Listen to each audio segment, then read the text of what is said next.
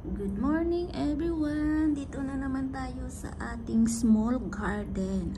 It's not a small garden, it's a small pot garden. So, dito na tayo ang ating alugbati.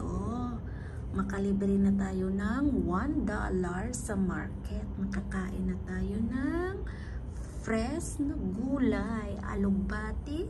Mayroon na tayong pang saluyot, at mayroon tayong dahon ng ubi. Ito ay tinanim ko, ito ay galing sa Pilipinas. Nung bumalik ako dito sa Singapore, dala ko ito ay kailangan ko to itanim sa malaking paso. So bibili pa ako ng lupa para isalin ko, para malaki yung yung laman ng ubi ko. So ito guys, yung ating alugbati. So kamatis, saka yung hipon na lang kulang, at saka onion. So mayroon na tayong fresh na gulay galing sa ating garden pot. Ito na atin yung tinanim ko na kamote.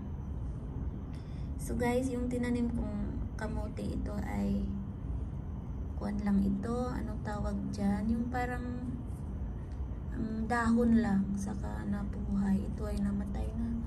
Tapos yung linagyan ko dito ng isang puno na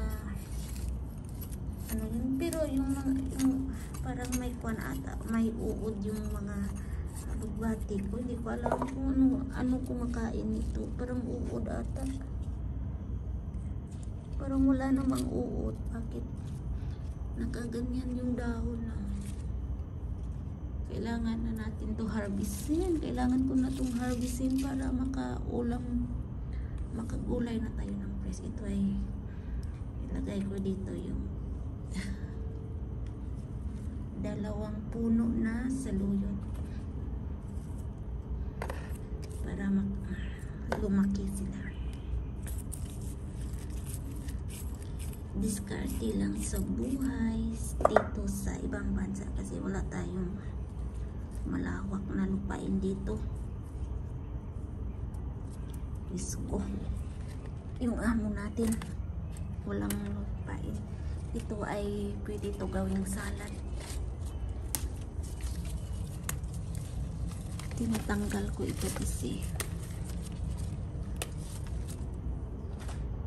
so guys, ito na yung ating alugbati.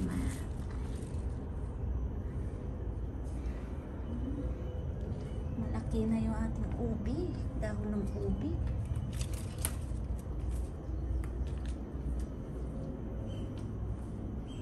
Kailangan to tanggalin kasi yung may mga tao sa ilalim ba, kasi ito pag maggamot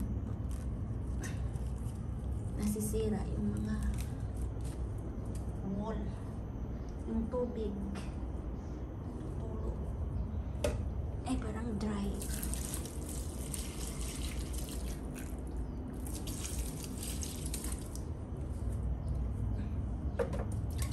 Siguro bukas ito pwede na to gulayin.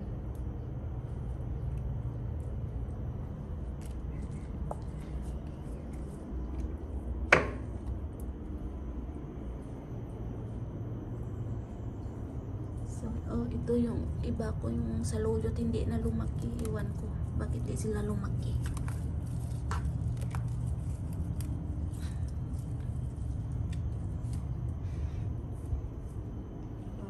Ito curry leaves. Aray.